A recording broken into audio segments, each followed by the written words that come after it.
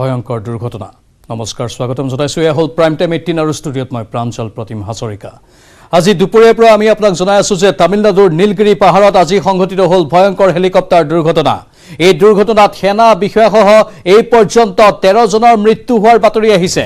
ভাৰতীয় সেনা প্ৰধান বিপিন ৰাৱতৰ নেতৃত্বত সেনা বিষয়া দলটো চুলুৰৰ পৰা ৰাওনা হৈছিল ৱেলিংটনৰ ডিফেন্স ষ্টাফ ছাৰ্ভিচ কলেজলৈ। MI-17BV5 সিৰিজৰ হেলিকপ্টাৰখন উৰণৰ কিছু সময় পিছতেই ভয়ঙ্কৰ শব্দ কৰি ভূপতিত হয় গভীৰ অৰণ্যত আৰু লগে লগে জুইৰ লেলিহান শিখাই আৱৰি ধৰি সেনা মুৰব্বীক কঢ়িয়াই নিয়া অভিশপ্ত হেলিকপ্টাৰখনত হাহাকাৰময় অৱস্থাৰ সৃষ্টি হয়। হেলিকপ্টাৰখনত জেনেৰেল বিপিন ৰাৱতৰ পত্নী মধুলিকা ৰাৱতৰ লগতে আছিল brigadier LS leader lieutenant colonel Harjinder Singh, PSO Gurusewak Singh, PSO Jitendra Kumar, PSO Dilip Kumar, PSO B Sai Teja আৰু PSO হাবিলদাৰ সতপাল। এই পৰ্যন্ত 13 জনৰ মৃতদেহ উদ্ধাৰ কৰা হৈছে যদিও আনুষ্ঠানিকভাৱে তেওঁলোকৰ নাম প্ৰকাশ কৰা হোৱা নাই। অৱশ্যে মৃতসকলৰ মাজত আছে এগৰাকী মহিলাও। দুৰ্ঘটনাটো ইমানেই ভয়ঙ্কৰ আছিল যে DNA পৰীক্ষাৰ সহায়ত এতিয়া চিনাক্ত কৰা হ'ব মৃতদেহ কেইটা। ইপিনে এই দুৰ্ঘটনাৰ তদন্ত ঘোষণা কৰিছে বায়ুসেনাই। ইতিমধ্যে ঘটনাস্থলীলৈ ৰাওনা হৈছে বায়ুসেনা প্ৰধান VR চৌধুৰী। এই দুৰ্ভাগ্যজনক হেলিকপ্টাৰ দুৰ্ঘটনা সন্দৰ্ভত কাইলৈ সংসদত বিবৃতি প্ৰদান কৰিব প্ৰতিৰক্ষা মন্ত্ৰী ৰাজনাথ সিঙে। আজি তেওঁ ৰাৱতৰ বাসগৃহত উপস্থিত হৈ পৰিয়ালৰ লোকক সাক্ষাৎ কৰে। আনহাতে সেনাৰ হেলিকপ্টাৰ দুৰ্ঘটনাক লৈ খন্তেক পিছতেই অনুষ্ঠিত হ'ব কেবিনেট কমিটিৰ নিৰাপত্তাজনিত বৈঠক। প্ৰধানমন্ত্ৰী নৰেন্দ্ৰ মোদীৰ অধ্যক্ষতাত সন্ধিয়া 6:30 বজাত প্ৰধানমন্ত্ৰীৰ বাসগৃহত অনুষ্ঠিত হ'ব এই বৈঠক।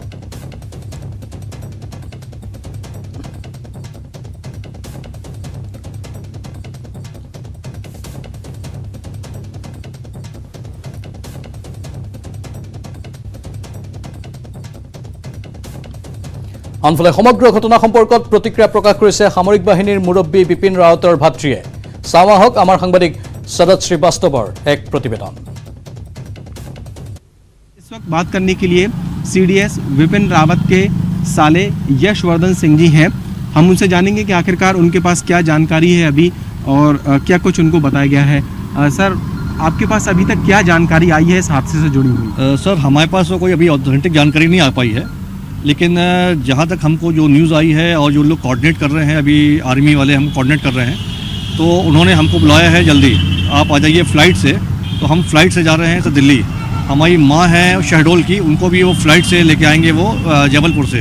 वो माँ हमारी कल पहुँचेंगी, दिल्ली पहुँचेंगी और हम लोग आज शाम को सोच रहे हैं निकलने के लिए। हमारे पास जो है टाइम है शाम का, वो निकल जाएंगे, हम दिल्ली जाएंगे। अभी तक कोई जानकारी आपको हादसे से जुड़ी हुई दी गई है क्या? किस तरह की स्थिति है अभी और हादसा कैसे हुआ, इस बारे में क्या? सर, अभी तक कोई भी जानकारी हम लोग को ऑथेंटिक नहीं मिली है, पर जो हम लोगों ने टीवी में जो देखा, हादसा देखा, ये लगता है कि कुछ बहुत बुरी घटना है ये। और अभी उन्होंने डिक्लेयर नहीं किया है, पर जिस तरह से वो बुला रहे हैं ऐसा प्रतीत होता है कि दुखद घटना है ये।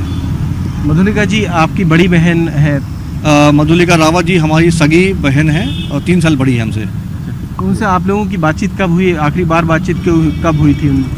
कल शाम को हमारी बात हुई थी उनसे। उन्होंने हमें बताया था कि आज 8 तारीख को वो और जिया जी हमारे जाने वाले हैं किसी खास कार्यक्रम में। ये लोग डिक्लेयर नहीं करते हैं कि कार्यक्रम कहाँ होगा, पर कहीं न कहीं जाते रहते हैं। तो ये चूँकि सीक्रेट होता है, जब ये लौट के आते हैं तब मालूम पड़ता है कि कहाँ गए थे ये। तो आज का था कि वो लोग दिल्ली में नहीं रहेंगे, ऐसी जानकारी हल्की फुल्की हमको मालूम थी।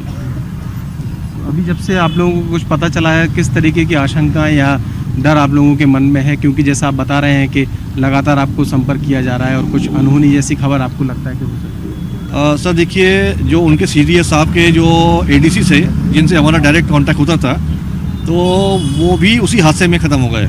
तो उनका भी फ़ोन नंबर नहीं आ पा रहा है और बाकी जो छोटे अधिकारी हैं उनसे बात करते हैं तो वो हमको ऑथेंटिक नहीं बता पा रहे।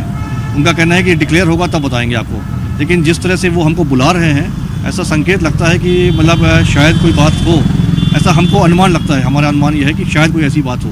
मधुलिका जी, यही शेड्यूल में उनकी पढ़ाई लिखाई के बारे में अगर आप बता सकें, यही हुई थी? कितना जुड़ाव उनका मध्य प्रदेश से रहा है? सर, उनका बेसिक तो एजुकेशन शेड्यूल से हुआ था और उसके बाद फिर उन्होंने 12th तक पास किया है ग्वालियर से सिंधिया स्कूल में। जो सिंधिया स्कूल से बात चली गई थी वो दिल्ली यूनिवर्सिटी में, वहाँ उन्होंने पढ़ाई की थी। और दिल्ली यूनिवर्सिटी की पढ़ाई के बाद ही जब जिया जी कैप्टन थे 1986 में, तब इनका विवाह संपन्न हुआ था। वो वही शिफ्ट हो? वो वही हैं, उनकी 2 बेटियां हैं और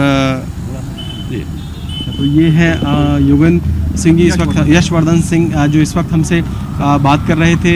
CDS विपिन रावत के साले हैं वो, और जो मधुलिका रावत है CDS विपिन रावत की पत्नी, उनकी बड़ी बहन है। और उन्होंने जो बताया है कि जिस तरीके की सूचनाएं अभी उनको मिल रही हैं, उसमें हो सकता है कि कोई ऐसी खबर उनको लगे जो अनहोनी भरी हो, लेकिन अभी अधिकृत तौर पर कोई जानकारी उनके पास नहीं आई है। लेकिन उन्हें ये संदेश मिला है कि वो जल्द से जल्द दिल्ली पहुंचे, और इसकी वो तैयारियां कर रहे हैं।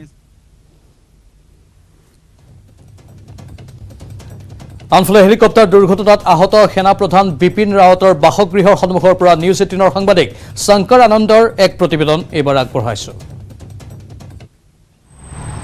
इस वक्त में मैं CDS जनरल बिपिन रावत के आवास के ठीक बाहर हूँ, और जिस तरह से उनका विमान दुर्घटनाग्रस्त हुआ, उस मामले की जानकारी मिलने के बाद उनके परिजन, उनके परिचित तमाम जो लोग यहाँ पे पहुँच रहे हैं।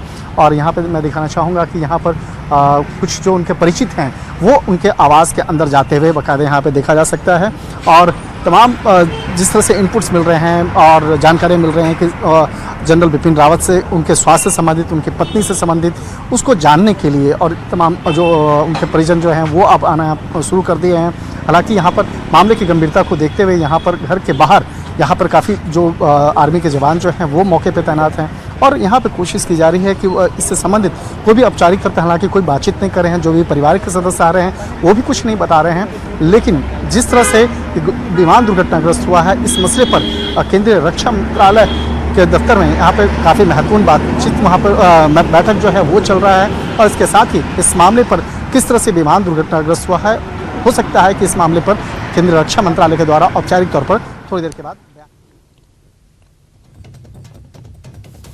আনফালে হেলিকপ্টাৰ দুৰ্ঘটনাৰ পিছতে বিপিন ৰাৱতৰ উত্তৰাখণ্ডৰ জন্মগাঁও বৌৰী গড়ৱালত এতিয়া শোকৰ ছাঁ পৰিছে।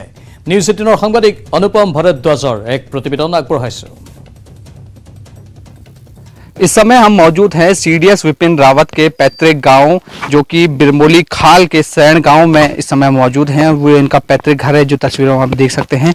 ये यहीं पर बचपन में वो रहा करते थे, और अब वर्तमान स्थिति में उनके परिवार के कुछ सदस्य यहाँ पर रहते हैं। उनके चाचा चाची और उनके जो भाई हैं वो यहाँ पर रहते हैं। इसके अलावा जो गाँव है पूरी तरह से खाली हो चुका है, लेकिन उनका जो परिवार है, जो उनका कुनबा है, वो आज भी यहाँ पर बसा हुआ है, वो यहाँ पर रहते हैं। इसके अलावा अब उनके परिवार को सूचना मिल चुकी है कि जिस तरीके से जो घटना हुई है उसकी जानकारी उनको है, टीवी के माध्यम से उनको जानकारी है, और काफ़ी दुखी वो है इस चीज़ से। और वो पल पल की अपडेट ले रहे हैं टीवी के जरिए कि क्या पूरी घटना हुई है, किस तरीके से विपिन रावत के हाल हैं इस समय। तो इस समय हम मौजूद हैं उनके गाँव में, और पल पल की अपडेट आपको बताते रहेंगे। হেলিকপ্টাৰ দুৰ্ঘটনাৰ প্ৰতি মুহূৰ্তৰ